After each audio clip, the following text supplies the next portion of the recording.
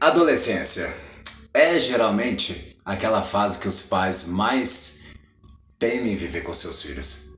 Fica sempre uma sensação nossa, tá chegando a adolescência e essa fase dá trabalho, como que será? Quais são os desafios que eu vou ter que enfrentar? Tem uma grande preocupação dos pais e dos adolescentes. As relações elas realmente ficam mais complicadas. Mas por que temos tanta dificuldade em lidar com essa fase, seja como pais, ou seja, enquanto nós vivemos ela? Então, vale lembrar que cada pessoa vive essa fase do seu jeito. Então vamos conversar sobre o que se passa de uma forma geral, tá bom?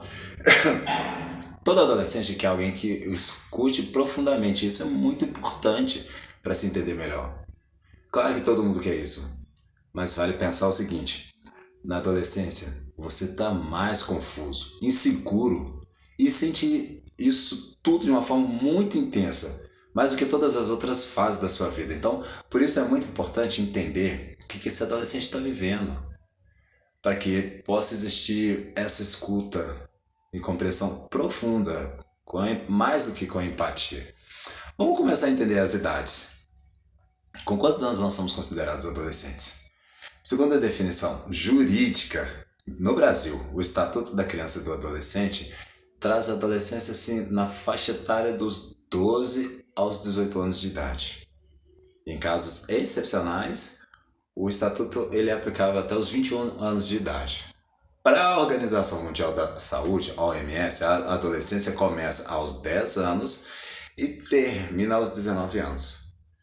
Bom, essa fase ela pode ser dividida entre adolescência, 10 a 14 anos, adolescência dos 15 aos 19 e juventude, dos 19 aos 24. Porém, tem teorias atuais que entendem até os 30 anos de idade. Isso aí porque tem se considerado a maturidade do cérebro ocorrendo em 3 décadas. É possível considerar então que a fase final da adolescência ela tem um término incerto. Isso depende da vivência. Mas agora você sabe o que é essa maturidade cerebral? Viver a adolescência é começar a ter a certeza e descobrir que a existência é uma grande dúvida.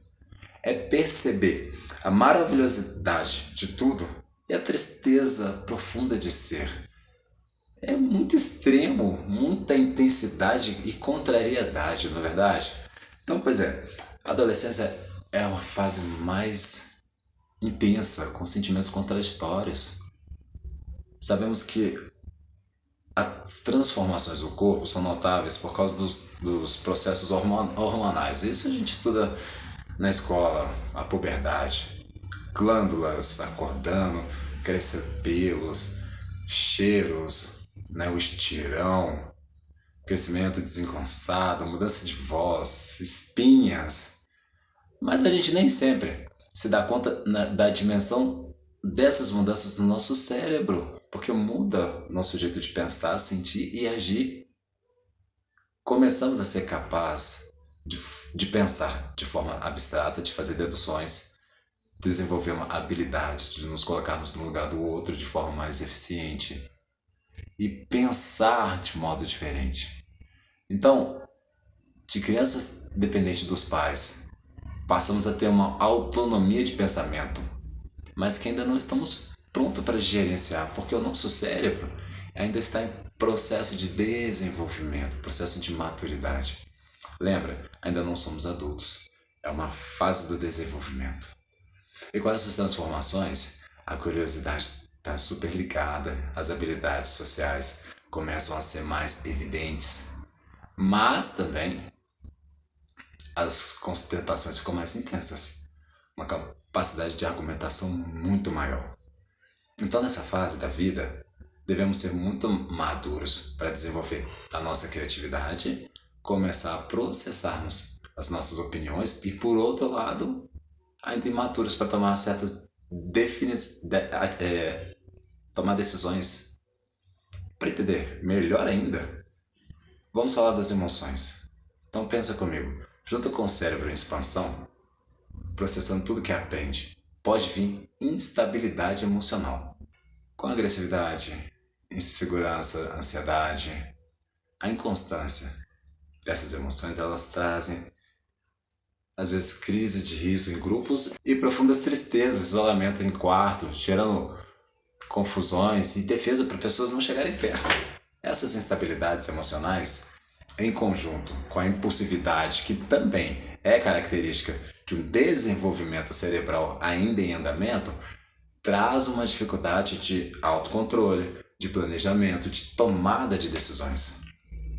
E a percepção alterada do tempo traz a hipervalorização do tempo presente. A aparecendo intolerância à espera, deixando atividades para a última hora, geralmente se atrasam, tem dificuldade em compreender as reflexões dos pais sobre os prejuízos para o futuro. E somando tudo isso, temos a tarefa psicológica central dessa fase, que é a busca pela identidade, que nos deixa perto da experimentação do mundo de nós mesmos, para nos afirmarmos, sabe? Demonstrando o nosso poder e quem somos. Então, sim, certas atitudes podem colocar os adolescentes em situação de risco. Isso é fato. Imagina com todas essas características que nós falamos aqui e ainda tem a busca por entender quem se é quando começa a se sentir capaz de experimentar a ser adulto. Entende agora por que algumas atitudes podem ser de risco nessa fase? Descobrir o nosso poder com o cérebro em expansão, mas imaturo. Então, além de tudo isso que falamos, as transformações dessa fase exige uma capacidade de adaptação. As coisas elas ficam muito diferentes da infância. Imagina só, na casa temos tarefas, responsabilidades. Na escola, escolher uma carreira, relacionamentos, perder o PV, se preocupar com virgindade, se preocupar com a opinião dos outros. Eu tô criando a minha identidade, eu quero o meu grupo, eu não quero ser mais reconhecido como o filho de fulano, eu quero ser eu e eu posso ser julgado pelos outros. É muito complicado. Agora que estamos mais perto de como que é estar, né, na adolescência, talvez você tenha aí uma nostalgia aí sobre a sua própria adolescência, porque é uma fase intensa e necessária como todas as outras nesse processo de desenvolvimento, e se ela não for vivida, traz consequências e possivelmente resquícios de um desenvolvimento que vamos precisar ao longo da vida adulta. Por exemplo, vocês já viram adultos que parecem adolescentes? Pois é muito importante vivermos todas as nossas fases. Eu defendo muito as fases da infância.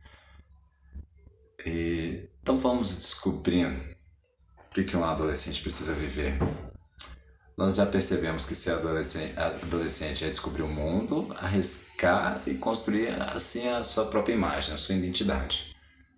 Então, para isso, vamos precisar de alguns processos importantes. E vamos começar pelo processo de luto, o que eu chamo de luto pela infância, sabe? Quando você... Muitos alunos meus dizem assim, nossa, eu tenho vontade de ser criança de novo. E às vezes também quer ser adulto. Na adolescência a gente se despede de muita coisa importante e gostosa das nossas vidas. Aquela companhia, né, dos pais, aquele carinho, aquela atenção, o nosso jeito infantil, as brincadeiras, o corpo diante, né, as relações dos pais que mudam, o aconchego, aquela proximidade física, sabe? Muitos pais reclamam que os adolescentes distanciam. Então, também nos despedimos de muitas brincadeiras, da nossa organização emocional através dos brinquedos. O novo chega atropelando. E aí a gente precisa dizer adeus ao que não existe mais. E nem nos damos conta de quantas despedidas existem nessa fase. Ao mesmo tempo que vem a saudade e tristeza, também vem uma energia para viver as novas conquistas. E um outro processo importante é entender o mundo por si mesmo. Com o cérebro em expansão, o cérebro fica realmente distante da infância e a gente precisa experimentar a vida para a gente descobrir o que realmente nós gostamos de viver. E ainda precisamos sentir e compreender o que se sente. Os sentimentos são muitos e como reagimos a cada situação é algo muito pessoal. Por isso é tão importante compreender o que se sente. E esse é o princípio dos contornos da nossa identidade. Porque assim conseguimos descobrir quem somos e qual a nossa identidade para descobrir, a nossa capacidade, melhor dizendo, para descobrir a vida adulta. Uma sensação muito comum pro adolescente é quem pode ficar do meu lado e entender.